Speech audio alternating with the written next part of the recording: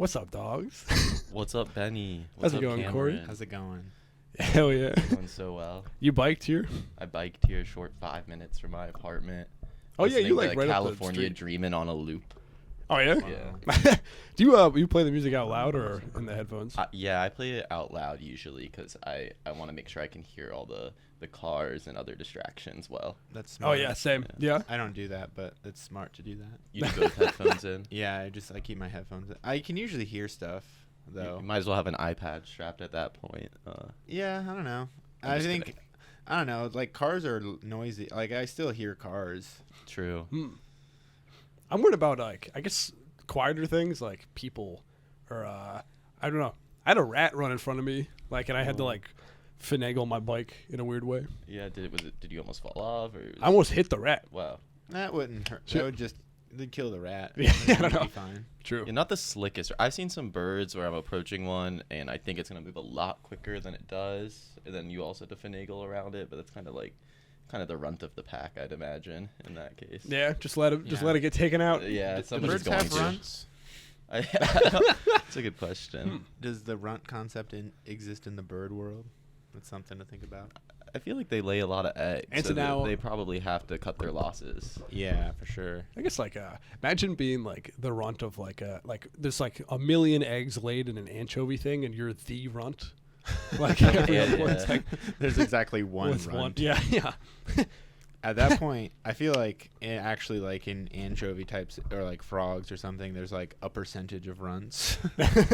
Like 10% yeah, runt. 10% runt rate. They have should- like a little hopping competition. Yeah. Yeah. They should sell like cans of like runt Runt sardine. It's like a smaller can. Also, by the way, folks, this is Corey Popowski joining the podcast. He's a good friend and comedian in the comedy scene. I was sort of kicking myself. I was like, wait, how the fuck have I not had Corey on the podcast yet? And I'm stoked to have you. And then this is Cameron. He's sort of a fucko. He's sort of a known fucko. No, he's a very funny comedian and my roommate. He's been on the pod before. You know him. He's kind of the runt of our roommate situation. Sure, yeah. I'm thrilled to be here, Benny. I like it's great to have you. Yeah, When I'm being mean to Cameron, it's because he's very much so great. He's a great guy. That means a lot to me. Hey, You know, Good, I use meanness in the same way a lot. Yeah, I feel like it's an easy way to show affection towards people without actually doing it. right. Is being trying to be familiar enough to be a little mean. Okay, I'm Yeah. glad you brought this up because I think I have somebody who I consider. I was kind of testing this out as a joke, so we'll see if it lands here. I have a friend who I consider my closest friend, and I kind of just coined this term based off some interactions we had called post friendship. Whereas when you're such good friends with somebody, you could kind of treat them like dirt now. yeah. And this friend I would consider like my postest friend because we can like act like degenerates together, be very personal with each other, say things to each other we couldn't say to anybody else. But every time I leave her house, she'll give me a hug and say, "It was nice to see you." In a way that's so polite, it makes me feel like our relationship is more impersonal than it is. And I know that's not the case, but like I'll make fun of her back. I'll be like, "Yeah, it was a pleasure. We should do it again sometime. Like, pencil me in." Like we should get lunch sometime. Right. Like I just like really like, bring it. That's funny. Yeah, bring it back to this like it's like talking. It's like making small talk like at a wedding or something to like a distant Yeah. cousin. Yes. It's like yeah, that's great. Yeah. Is this Michelle? This is Michelle. Yeah, hell yeah. We So can name couldn't names when it's positive, names. by the way. Yeah. Yeah, I said don't gossip. Don't be like so and so sucks. But you can be like so and so is my closest Right. friend. And I say that to her face. I'm like, "Yeah, it was nice to see you, Michelle." Yeah, and people know Michelle. She's been on the pod. Yeah. But You I need to reference the I mean, I episode don't know. number. Yeah, maybe they don't. Maybe you're only watching Right. now. Maybe you didn't watch every episode of the podcast. But yeah, I'm basically trying to do a bring hyperlink right here to the show. at Wazia on Instagram and on Twitter. She is hella hilarious. Yeah, I'm always recommending her Instagram to people because of the link for the open mics. I Right. don't know. Anyway, folks, Yeah. if you wanted the open mics in Brooklyn, but yeah, sorry, maybe I shouldn't have put that out there. No, It's it's suddenly a good plug. 1,000 people at the mics. She has an extensive list of open mics to go to, and we need more comedians in the scene. There's not enough of us doing Right. it.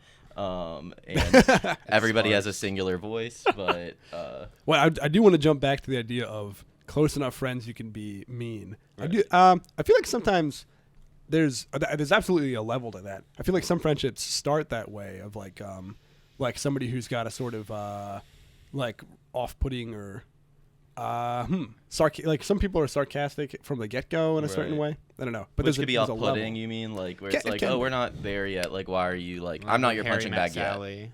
Was it? I'm like when Harry met Sally. I haven't seen it in a while. Does he constantly neg her? I feel like their relationship begins on like the wrong foot, where they like have a road trip together and they dislike each other, and then they like see each other again like 5 years later, and they're like, I don't know.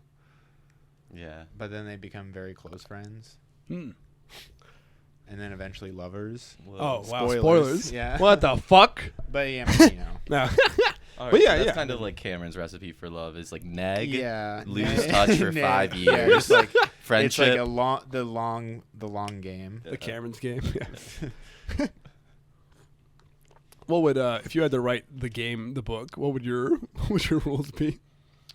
Of love. I love a game. You know, I love the chase. Yeah. My parents broke up for like 10 years in between getting back together and then getting married. So I kind of like Really? that fashion. Yeah, That's I would cool. emulate them. I would go on a plane to Israel. And sit next to my potential life partner, pinch each other's butts on like your tour around the Western Wall, like they were apparently doing, and then lose touch for 10 years, and then buckle under the pressure of my parents to find a life partner and have children and reconnect and get married. Under their parents? Is that? Yeah, or the I don't know. I grandparents think and they stuff? loved each other. I'm sure, but I think as they were getting older, there was also probably like, all right, let's go through the Rolodex and see. How long did they date? How long did they date the first time they were together? I think like 2 or 3 years. Oh wow, Yeah. that's interesting. Then they broke up for 10 years, and then my dad came to New York to reconnect with her and made an excuse, like said he had to go to his friend's mom's funeral or something when really he came to see her. Hmm. Yeah. Wow, that's cool. Yeah. And so, rule number 1: lie to women. Right. Make up lies to be near them. lie to their Oh, I'm sorry. If you I was can't- told I have to check the plumbing here. yeah. Go in If you- full disguise. If you don't have anyone around you that you want to date, just go into your little black book and Right. find the hits from the past. Right. Yep. And Yep. in this day and age, it's just Instagram. You just shoot them a little DM. It doesn't matter if it's been 5-10 years. Say, hey, Yeah. thinking about you lately. It's What's up? mass DM. Yeah, you can put them all on the same chat. Yeah. high school women I knew. It's like the name of the chat. What's up? Remember science? It's just said that to 31.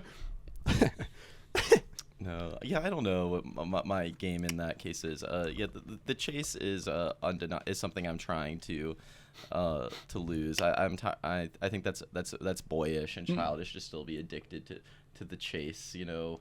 Yeah, that implies that you're interested in somebody who isn't interested, and you're like, how do I trick them? Right. It's like the chase is like, I don't know. Yeah. Bad. For me, it's all about finding the game of scene. The game is. Yeah, That's it's a The fruitless improv. endeavor. It's a yes and. No, I don't know. Yeah. I don't know. For me, it's like that's my rule. Yeah. I don't know. It's like I kind of. It's like, am I interested? Are they interested? Bada bing. Yeah. You know? Reciprocity is like really cool in a relationship. simple, Yeah. simple, obvious You reciprocity. really got to have a two-way thing. Yup. If it's uneven at all.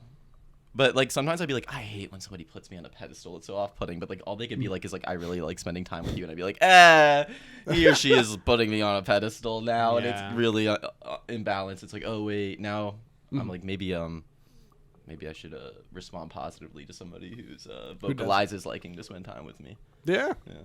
By the way, I like your glasses a lot. Thank you, I'm not- Moscots. Was it? Moscots. It's a Jewish brand. Oh, cool. Yeah. They're very like. By the way, I'm not fishing for the counter. We've already talked about my glasses off camera, but they're like a cool like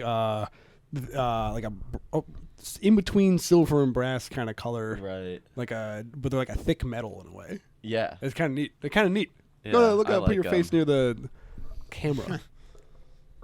Look at that. Look at that good Jew. I really want Mascots to sponsor me. Yeah. You guys should go check out the store. They have a Use lot of code classics. Corey in the checkout. COREY, 15% off. You might know them for Mascots. their applesauce. They are known for their applesauce as what well. what brand is you that? you get a free bottle Martinelli? of Mott's Oh, Mott's. That's what I'm thinking of. with your Bupke's glasses. They're all Yiddish names. On Oh, the are they? glasses there, yeah. That's fun. I think I just saw like I like them because they had like the celebrity pictures of like all the celebs who have worn their glasses, and it's like that entices me. There's like Al Pacino on the wall wearing these glasses. That's Cool. Hell yeah. that works on me. Yeah, What do you think about? Do you think you and I look similar? a little bit. I was thinking about this previously. Is so also, especially we're both doing like the beard currently. Right. But I feel like we have similar. I feel like we're related on the Jewish side. Yeah, I think You know so. what I mean? I think if we went on like Henry Louis Gates' Finding Your Roots, we would find out that Yeah. that we had some bros in the shtetl who were Oh, for sure. definitely herding some livestock together. I get. It's like there's something about the face shape. Yeah. I think that we have going on. We got an Ashkenazis in the winter thing going on right now. Absolutely, absolutely. You guys could Fuck. play brothers. We could. I think And so. maybe we should. Yeah, that's actually. Hell yeah. Long lost brothers. Yeah. Or brothers. Or we could totally do cousins for sure. Cousins, we could get away with. I also, I mean, my mom isn't Jewish, so I definitely have some facial features that are like that. I've got this nose bulb that's like English, Yeah. but the hook of it is still Jewish. Right. Yeah, I don't have the most. I have like a Rotate my relatively nose. un-Jewish nose for my family. Really? Yes, I have some, stereotypically Jewish noses in my family, which I can say, and which we all say. But yeah, I don't know. There might be some. I might have gotten a little Goyshki blood, some Gentile blood passed along to me. It's so funny to have Cameron here, our shining example of Gentile. I don't know. Cameron's like, I Look at this. cannot agree Goy. or disagree with anything Corey's saying. Cameron, what are your thoughts on the Jews? Love them. Yeah. You heard it here, folks. Cameron likes the Jews more than other groups, implying some general system of race. I know. I didn't say that. He says he loves them higher than some neutral I level. love everyone. Oh, he loves everyone. Have you experienced Jewish rituals in your life, like any like Passover seders or Shabbat dinners? I guess not. No bar mitzvah parties? No, I didn't really have any Jewish friends growing up, so Why is that? sort of lived out in the sticks. You sort of- not a lot of Jews around. You growing up, you chose to not to live where Jews weren't. Yeah, right. I looked at some census data, which told my family we're moving here. I'll bring you to a Jewish thing.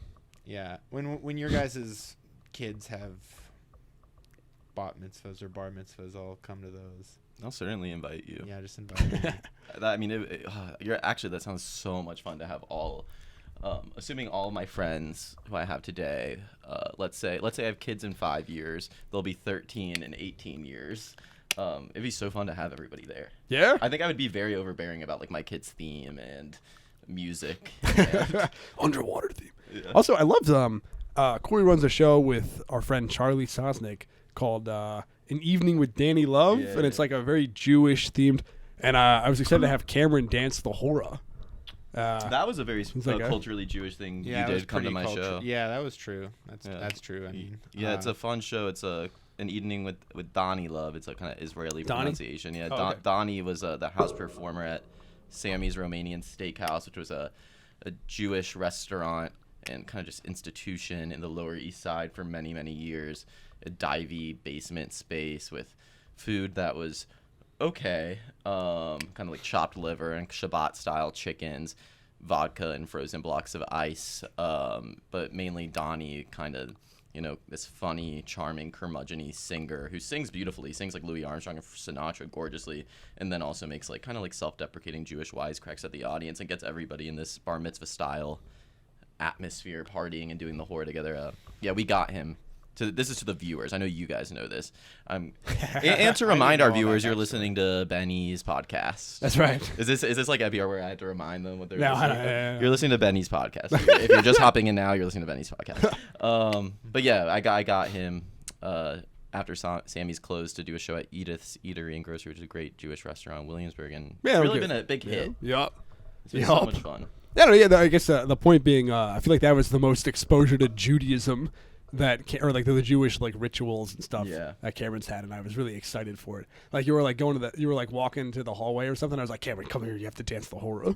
People, the non-Jews love it more than anybody else, you know. Oh yeah. Yeah, they get to masquerade as. You like put on like a Groucho Marx mask. Yeah, I just go too far with it. You're very I'm okay with you being there. Some have told me Cameron having too much fun at your show is kind of a Rachel Brosnahan and Maisel type minstrelry. I've heard people say it. Is she not Jewish? She is not Jewish, and I actually don't really think it matters that Jews play Jews, but her character is like a Jewish. Yeah. Like doing like, oi, the lactose went in the oven for too long. Oi, gavalt. Like everything is like Jewed up times 100. Damn, yeah, no. The Cameron playing a really Jewish character would be really funny. Yeah. I would love to. No. I'll cast you, as like a Hasidic Jew who's like leaving the community at night and putting on like his like Supreme tracksuit to like go out on the open mic scene and test out his comedy. The three of us are brothers in the shtetl. Yeah, it's like Fiddler on the Roof, but for the sons. Like we're all comedians. Yeah, we're all comedians. Yeah, they just like it's like me and you brothers obviously, but then Cameron's are. I guess it could be like kind of a John Redcorn type, like clearly not our. Who's John Redcorn? From King of the Hill, like how the one kid is, the other is clearly Like the other guy's son. Yeah, Joseph's father. Yeah. Well, it could be a Real Fiddler on the Roof. We could be brothers. It could be a Real Fiddler remake where like he is the Gentile guy in the neighboring village who is trying to marry our sister. Oh, sure. Yeah. But then the comedic idea of the three of us somehow being brothers is. I like the visual idea of Cameron being my brother somehow. Right. Well, maybe Cameron's adopted. Maybe he's a Gentile boy left on our doorstep, and we've raised him to believe he's Jewish. Yes. Okay. Yes. Nice. It's kind of like a Steve Martin the Jerk thing, where we like break to him that he's not actually Jewish. He's like, "Oy vey shniach, ima." Cameron's got like these like you've got your hair currently, but then also somehow like long black payas. Different colors. But you're okay. So you're a Jew from the South. I'm a Jew from Charleston, South Carolina. Yeah. Now, how about that? Speak to that. It's a interesting. It's funny because it was just my life, and I didn't really think it was that weird until I was outside that situation. So many people would be like, "What was that like?" But I mean, I was in a really insular Jewish community for a while because I went to a Hebrew day school from when I was like 18 months old till 5th grade. It was small. It had like 10 kids in a grade, mostly guys, like 2 or 3 girls in each class. But I didn't like really know that many people who weren't Jewish. Like everybody I knew was like people I knew who went to my synagogue. Our family friend group was all Jewish. Like my classmates at school. And I don't know. I was like a little crazy and boisterous, and kind of became agnostic early on as soon as I found out that Abraham was going to sacrifice Isaac on a mountaintop just because God told him to. I was like, that's gaslighty. I turned against it, or like I became very not religious, like also young. Yeah, I guess I don't remember why. I think it's the 5th Actually, grade I turned against it even sooner. Yeah, no, I'm just kidding. Yeah. Cool, dude. Yeah, actually, being atheist isn't cool anymore. It's actually cool to be religious again. I don't know if you. Yeah, knew it's that. like gone full circle. Yeah, but did they have like Southern charm and drawl, but also say like going like L'chaim? there are a lot of there's a lot of Jews who grew up there who have Southern accents, and like I feel like it's like a shtick. Like it's on a lot of T-shirts that I would see growing up that said like "Shalom, y'all." But I don't know. Charleston is interesting, and I can go on about this. Is actually has the 2nd oldest synagogue in the country, and the only the oldest active synagogue in the country. Huh? Because in the 1800s. Correct me if I'm wrong, Jewish Sure. historians listening. I'll correct you. He's like, actually, it was 1790, you idiot. It was a safe haven for Jews to come to, like leaving pogroms in Europe, and there were Jews. My dad's friend wrote a book called Confederate Jews, about like Jews who fought for the Confederacy and owned slaves, and slaves built that synagogue in Charleston. Oh, Yeah. What a Wow. beautiful And they only added like a intersection. point. What's that? What a beautiful intersection. yeah. Yeah, pedagogy of the oppressed, as they call it. The oppressed will then continue to oppress it. Kind of like, you know, right. the abused Right. abuse. Yeah, that's wild. Yeah. Damn. Yeah, it's crazy. So it's a really weird, you know, dichotomy that I think has like only been addressed like in the past few years. There's like a plaque at that synagogue now that's like, we gotta own up to That's good. who That's good. did Yeah, this. Yeah. I mean, it's also That'd be going a on good that- Tarantino movie about like a squadron of Jewish Confederate like soldiers. Yeah, honestly, he might listen to this and have to like buy the rights from my dad's friend who wrote Yeah. Confederate Jews. What were they doing with it? Do they have plantations, or is it like they're like making their slaves study the Talmud for them? Right. Yeah, they're like, I can't pray to that. I don't. Like One of them I read about. It's like the slaves holding the yod. By the way, we're just gonna keep making references that you don't get. I read a lot. I've been reading about it a lot lately That's me because talking about I'm writing a pilot about Jews in Charleston. Really? Yeah. Oh, cool. Called Charleston Jews. You get it like Charleston Shoes. Oh yeah. Cutesy. We might change it though. It might be a little too funny. Mm-hmm. I read about how like there was like slaves who worked for a jeweler, and they were hired by the synagogue to polish their Torah scrolls. Oh wow. Yeah. Damn. Yeah. That's like almost a joke that I would have made. Right. You know what I mean? You're kind Yeah. of leading there about the studying Yeah. Talmud, and it's no joke. But No, yeah, I mean it's no joke. It is. I mean, on the one hand, these things, this is horrible that this happened. Yeah. And then on the other hand, it's also a fascinating and weird and kind of funny and an existential pedagogy of the, you know. But anyway, for sure. For yeah, sure.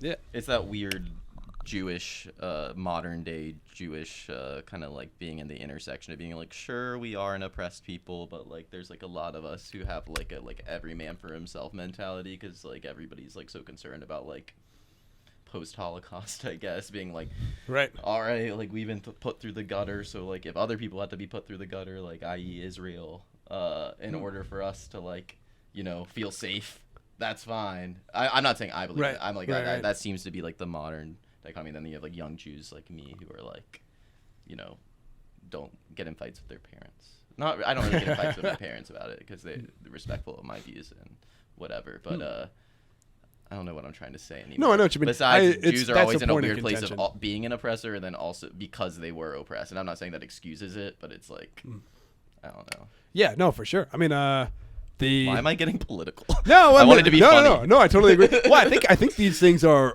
rich territory to be funny in sort of unique ways about like something we can speak to and know Right. about. Like, there's definitely like I know older Jews who are like any idea of being against Israel, doing anything is anti-Semitic and akin to Right. Nazism, and it's like no, it's like. Of course not. Like, I can still be pro the idea of a safe haven for Jews somewhere, but I mean, not necessarily. That's not necessarily how I feel. I don't like necessarily the idea of religion and state purposefully intertwined. sure. But It I don't shouldn't know. be. Was it? Yeah, it shouldn't be. It shouldn't be, yeah. Maybe the general rule is that just everywhere should be safe for everyone. Yes. Yeah. Facts. Yeah. Yeah. Retweet. Yep.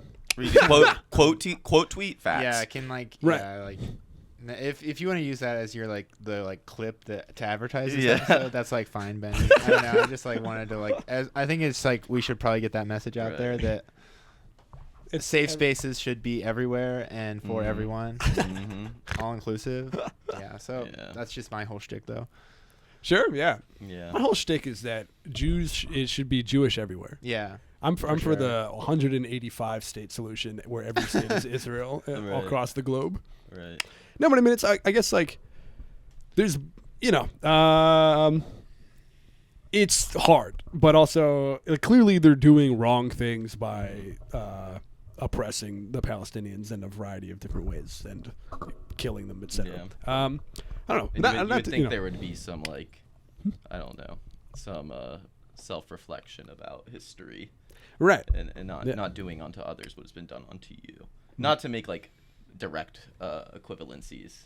I don't know. Right, I feel like right, I'm right. gonna like I get to get myself in a hole. Can Yeah, I we don't stop talking about this? Oh, sure, yeah. No, I'm fine with it. I'm like actually just like literally not well read enough. I'm like I've reached my cap. I'm against it, but don't ask me too much. Of What do you think? power wise. Oh, sure. Yeah. But it's also like, I mean, it's sort of like standard ethics of things where it's like, don't oppress people. Right. Be nice. Be nice. That's I'm for the be nice solution. Right. I'm for the Just get along. just solution. get along. Yeah. How about they all chill out? How Right. about we all respect each other? I'm for the yeah. We need another. What's it called? What's it called when the State. no. Solar eclipse. I've never felt Why? people more united than during the solar eclipse. Yeah. That's the one. It'd be event. nice if we could have a solar eclipse like once a week. Once a week, solar eclipse. We would not have war. And the if there shadow was falls specifically on Israel. Yeah, we need to add like 12 Permanently more darkness. moons to the sky. Yeah. I'm for the 12 moon solution. Yeah. 12 moons. Yeah, exactly. If we all can look up at the same sliver in the sky and it becomes dark at 12 p.m. randomly, that sensation will be kind of uplifting enough to bring us together. We need more people around the world to know about the power of the moon Yes. and the moon. Yeah. Right. Or the We're starting a nonprofit, Power of the Moon. power of the moon. We're going I mean, to war-torn areas and talking about how cool it is when it becomes dark during the day. Yup. It would be nice if like all people of all, races and creeds had something like we had like a shared thing that we all respected, and maybe it was the moon. Maybe we all worship the moon. Yeah, true. That'd be nice. The whole world should We convert all to the have a same. reverence for the moon. Yeah. The show White Lotus. I Everybody haven't, loves I haven't that. seen. Oh yeah, everyone loves. Everybody White loves Lotus. that. The Yeah. moon Oh, and sure. White Lotus. Everyone, like literally everyone I've talked to, there's like maybe like what, like 50 people I talked to. They all love White Everybody Lotus. yeah, across generations, Yeah. across religion. I've spoken to people of multiple different religions who love Yeah. White Lotus. Yeah, I've spoken to like people of different races who have liked it. Whoa. Yeah. Wow, getting out of your comfort zone. Yeah, That's crazy you haven't watched it, Benny. It's hard. I feel like it's a hard show not to have seen. I'm not paying attention to things. Yeah. Yep. I'm paying attention to other things, but not TV. That would be the kind of show where, like, I'm thinking about Jimmy Fallon in Fever Pitch when somebody's talking about the score of the game, and Drew Barrymore wouldn't let him go to the game because they had to have dinner with their parents, and he's like freaking out because people at the table next to him are talking about the score, and he was eating lobster, so he has buttery hands. He's like, I can't cover my ears to keep myself from hearing the score because I have buttery lobster hands. So like Drew Barrymore has to cover his ear. That is fun how idea. how I felt about like like White Lotus episodes. You would be like on the train or something, so you'd be talking about you had to cover your ears. Like, thank God you weren't eating a lobster. Right. Yeah. Yep. I mean, I didn't even watch the first season until like when the second season was coming out. That's when I like started watching it, and it was never really spoiled to me. But so I don't know. But I did feel that like I sort of like caught up in time, and like I was watching the second season maybe like an episode behind everyone else, and then like I was a little worried about getting it spoiled. Yeah. People are respectful of that. We're not 12 years old at summer camp anymore, and like the first kid who read Half-Blood Prince was like, Dumbledore dies!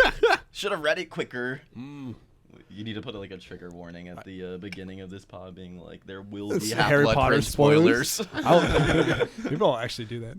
Not a trigger warning, but I'll put like spoilers for Harry Potter. I didn't know that. I'm I sorry. haven't really yeah, read that's right. Harry Potter. So. Yeah. I guess that's spoiled for me now. He's gone. Dumbledore dies. Okay. You haven't heard that before? I don't know. Maybe. You probably heard it and just didn't like lodge in Yeah, your I just mind. didn't That's really like, care. yeah, Is that a cultural thing that you remember, like people spoiling that? I do remember that. Yeah, remember that being a meme for a little bit. Oh, yeah. What are your thoughts on memes? I like them. I don't have the brain to make them, really. Why not? I just don't think that way. I think long form. I think conceptual. I think scripts. You think of a meme, I'm thinking of like a feature. Yeah. But I don't know. But I love a meme. I don't really feel like I have my finger on the pulse of like what trends are on like TikTok and with big memes. Like people will often reference a meme and then they'll be like, you know that, right? And I'll say, Yeah. There's like too many memes. Yeah, There's like yeah. people like reference memes all the time I've never heard of and like sound really stupid. I know like Doge Wow. and like Willy Wonka looking quizzical. Yeah, all the memes from like 10 years ago. Yeah. The success baby or whatever. I know guy with girlfriend looking back at girl walking and girlfriend mad at Oh him. yeah, that's a good one. Yeah. Yeah, I don't know. The idea of like making don't one ask is a woman her weight or a man his salary. no, yeah, like that that one. It's like old boomer kind of copy, like type stuff. Woman Yeah. looking at algorithm. Oh yeah, that's a good Yeah. one. I'd have to. Okay, yes. It's like there's like around, a math around her equation, head. like, Yeah. floating around For her sure. head. But I guess, yeah. I mean, I a lot of them are, I guess, maybe funny initially for like a moment because it's like not a meme initially. It's like Right. a joke somebody's doing, and then it like becomes like reused over and over again. Just like I don't know, like Cameron invented a meme. Sure. Yeah. Remember that meme you invented? Yeah. X is low key goated when Y is the vibe. Is Cameron's meme. When I was visiting, I think that came out that you dropped that. Yeah. When I was visiting some friends in Atlanta, and I showed it to all my summer camp friends there, and we kept just being like, I don't know, we'd be at like a watering hole, and we'd be like, waterfalls are goated when summer is the vibe. Yeah, Like, yeah. I couldn't stop. It didn't even catch on until like 6 months later. Did somebody After else? I posted It's it, so because good. a friend of mine like posted it, a joke with that. Hmm. Yeah, Yeah. So I don't know. I love it. Yeah. Thanks. Yeah. Yeah. Appreciate it. I do like it, but I don't understand why it. I mean, I guess to some degree. I think it's just a funny. It's a fun. It is just sentence fun. to say. Yeah, for I sure. don't know. Did you tweet it thinking this is gonna pop off?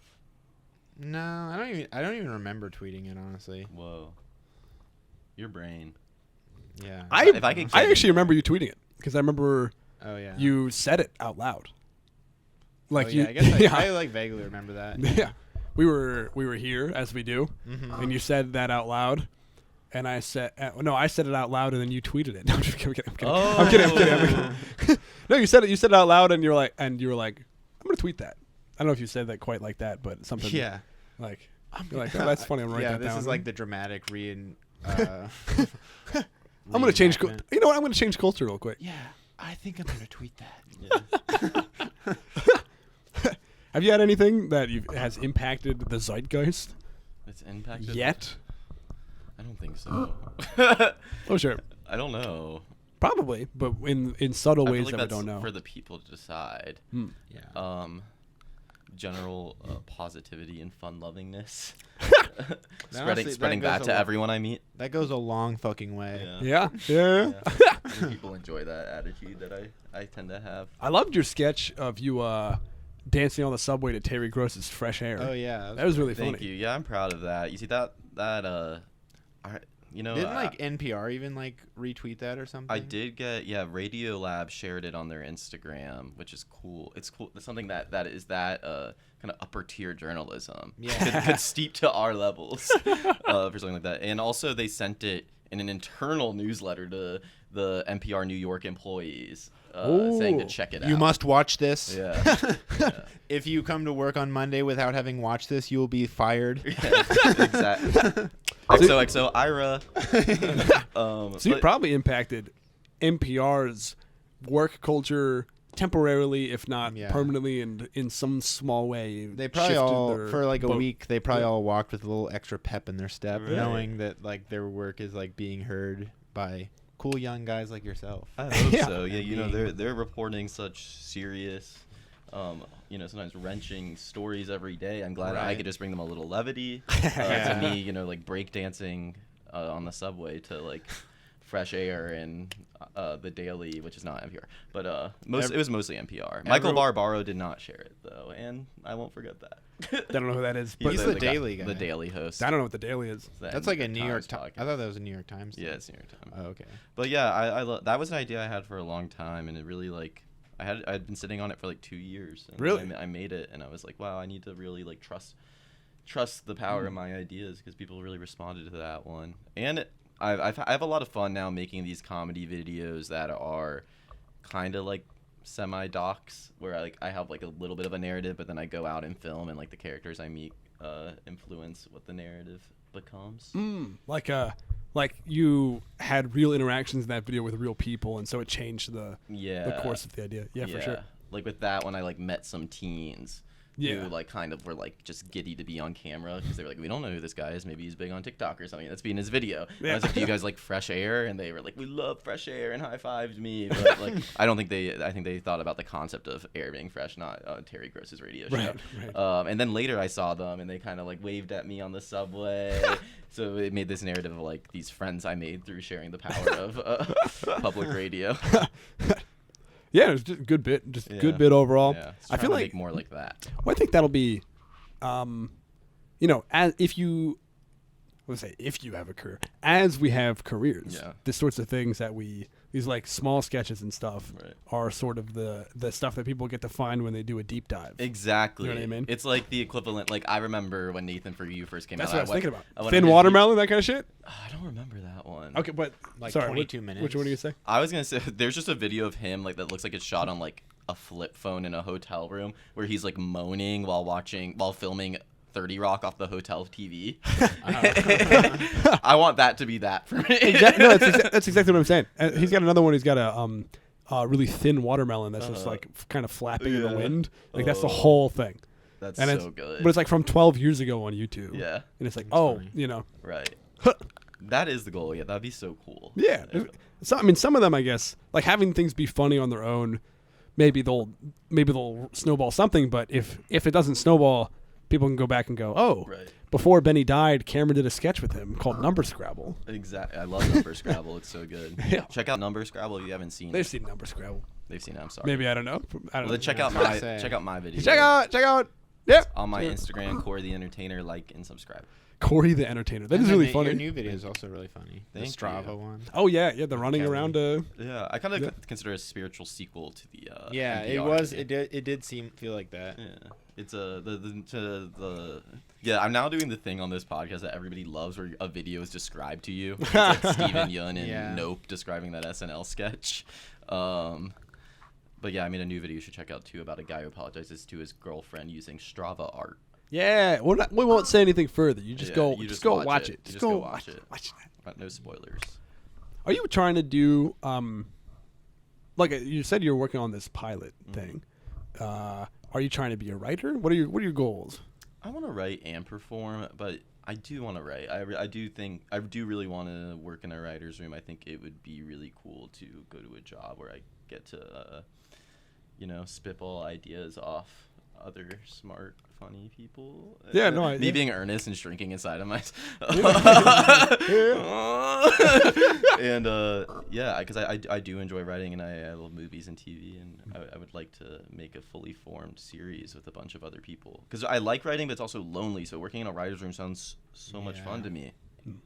To do. Are you like working on your pilot alone or like with someone else? Yeah, I'm working on it alone. Like obviously, people give me feedback in that way. I did a group with some other comedians that Zach Schiffman ran once that where we like did table reads of it. So in that way, like it was active and social and helpful because it would be like being at a mic and recording your set. It's like you recorded people reading your pilot out loud and just could take note of when people laughed. Yeah. Shit. I guess I don't know. I haven't even thought about that. I don't know. In terms of like writing for anything, I would just be like, I'd like to be brought in as like the Benny, we need this joke to be better. You know what I mean? Because I don't know anything about narrative structure. Right. But that's cool that you're interested in that. But you want to also still do stand up. Yeah. Yeah. I'd like to, have that John and Kate kind of model. Not John and Kate plus 8, like John early Kate Berlant, where I'm in huge movies and I can also write my own series, but also when I'm like, hey, I want to go back to New York and do my solo show for 8 weeks, I can do that. Yeah, I feel you. Yeah. That would be goals. That's the life. Yeah.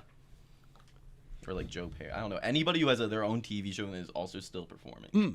So you want to have your own TV show, like kind of write, star, direct. Yeah. Kind of I don't know about direct style. Hell yeah. And I want to rap. That'd be cool. Yeah. Corey Popowski.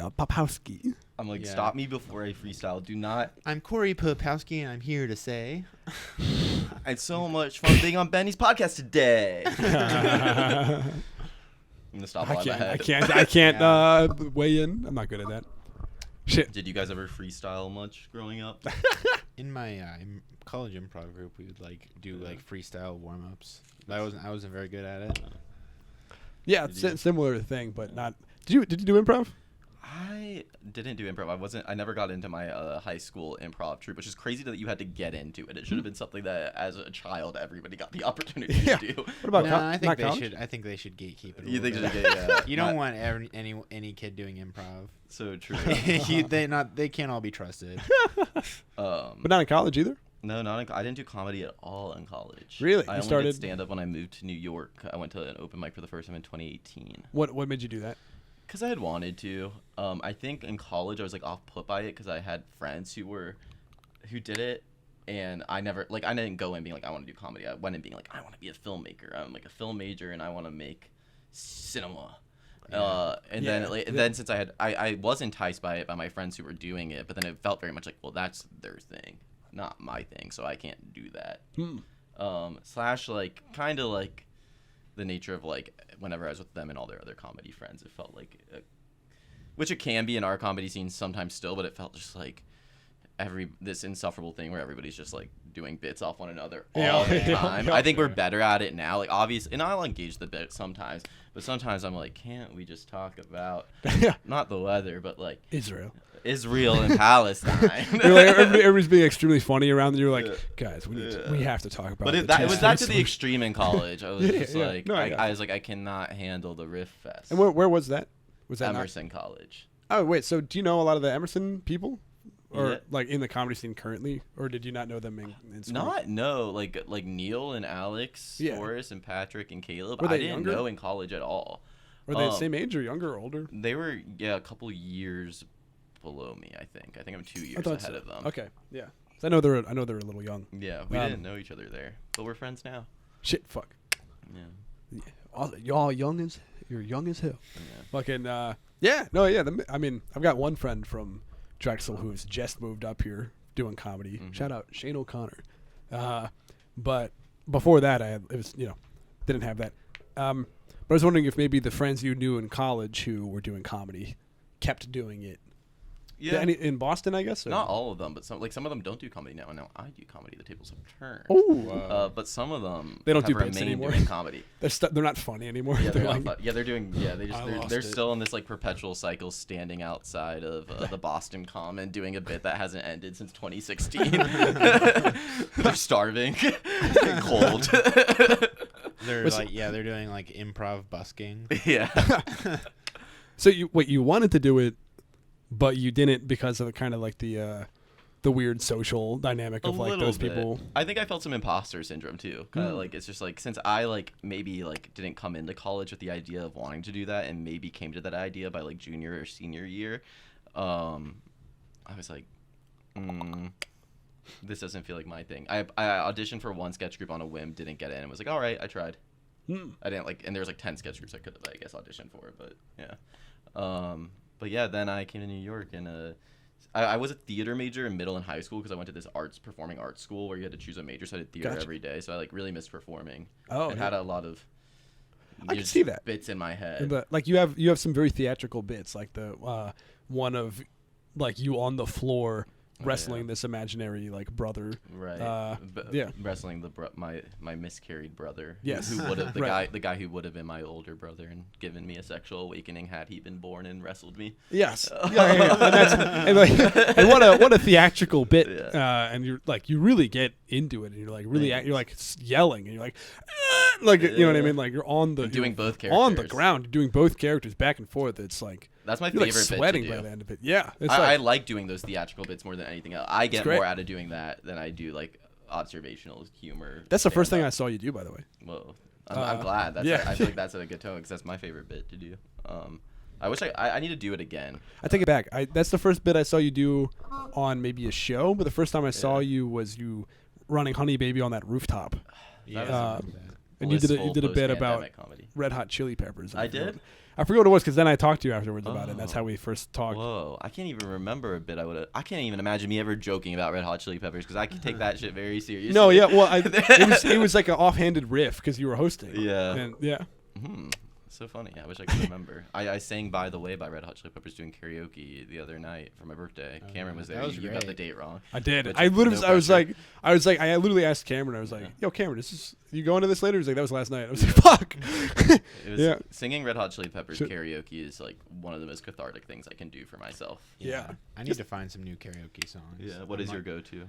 Well, the one I did at your party is one of my go-tos. It was like Sea of Love. It was so good, Cameron. But it's like, I don't know, it's low in. I need to find a higher energy one. I feel like you let me inside to a place I hadn't been before. Wow, that's really nice. Yeah. I feel like I was excavating the kind of hidden doors of Cameron's soul during that song. Oh, wait, I what song think is next that? time I do karaoke, I'm going to do like some like Killers songs. Yeah. Because I feel like I know all of those really well, and they're all like really fun and high energy, and they're hit. Everyone loves it. People go stupid when Mr. Brightside comes. If Yeah, Mr. Brightside exactly. comes on at a wedding, people are like on all fours drooling. Right? They're like, yes. Medusa. I never.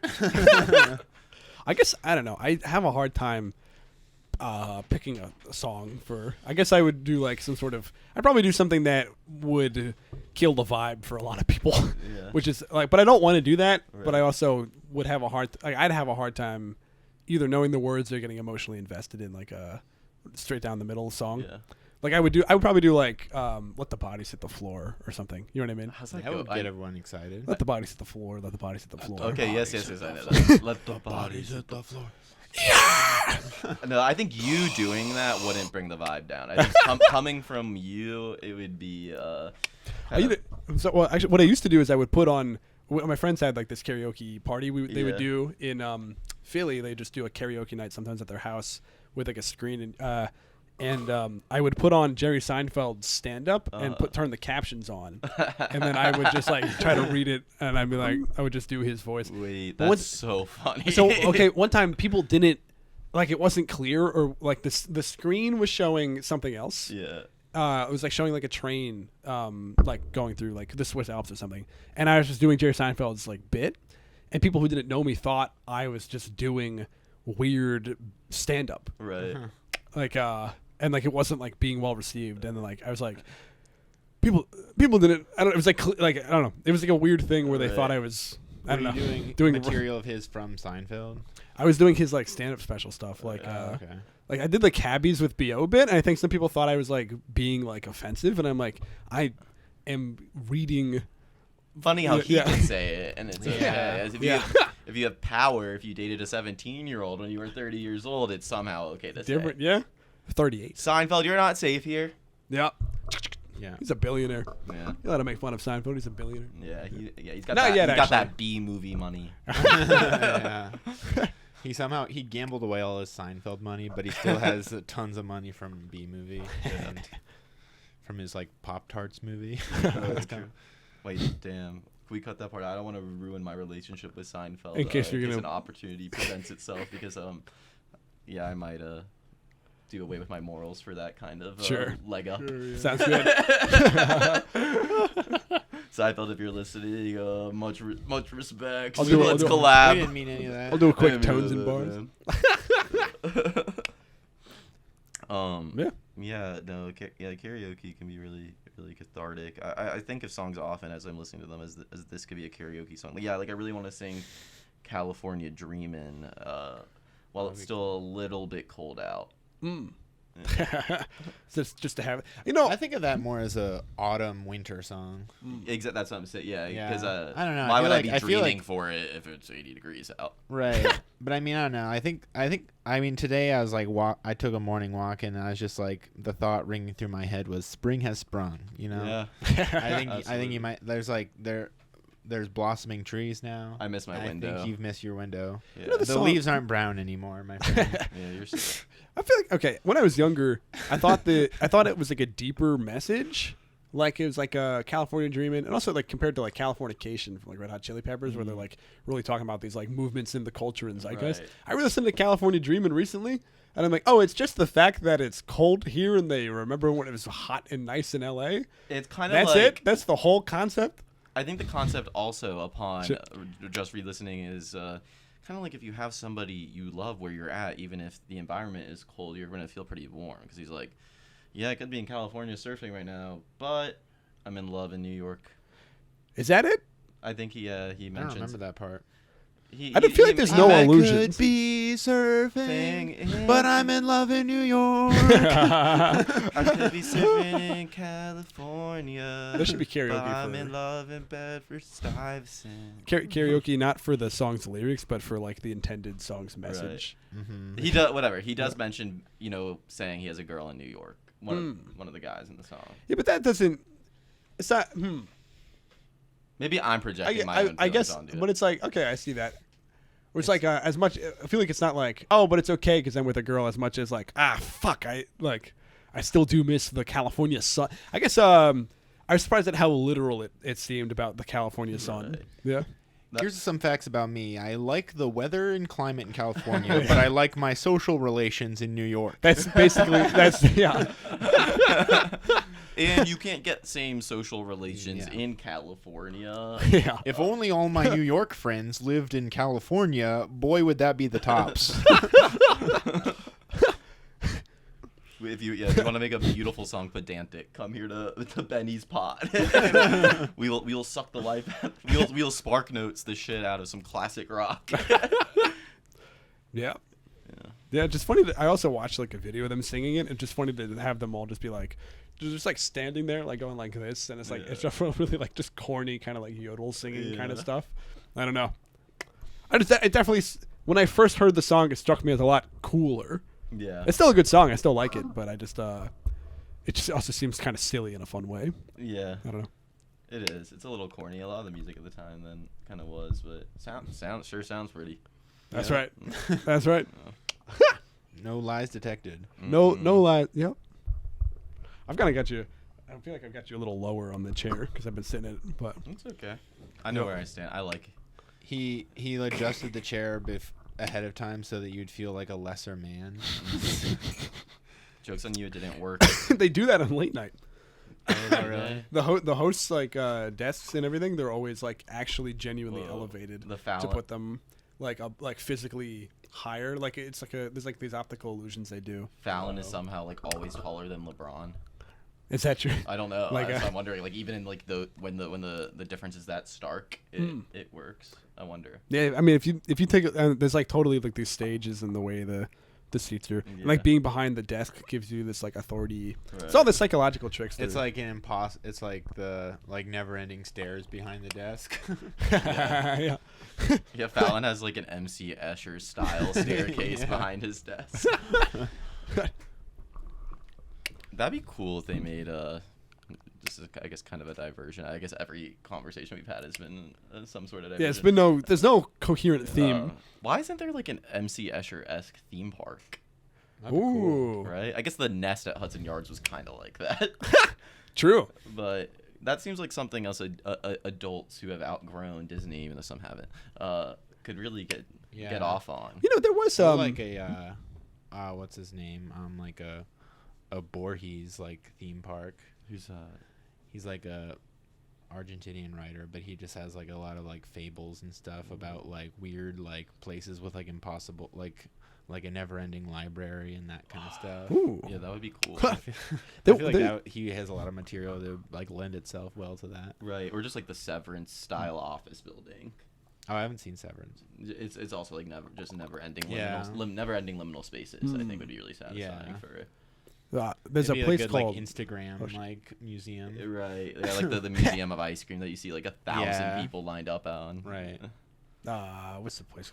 Alice's Wonder. It's like Alice's Wonderland is essentially like the some version of that for the name, but it's a theme park in Pennsylvania where they have some stuff like that. Yeah. They have like an impossible house that like you go into, and it like does this like rotation thing where like all the chairs are like above you and stuff. But I forget the name of it.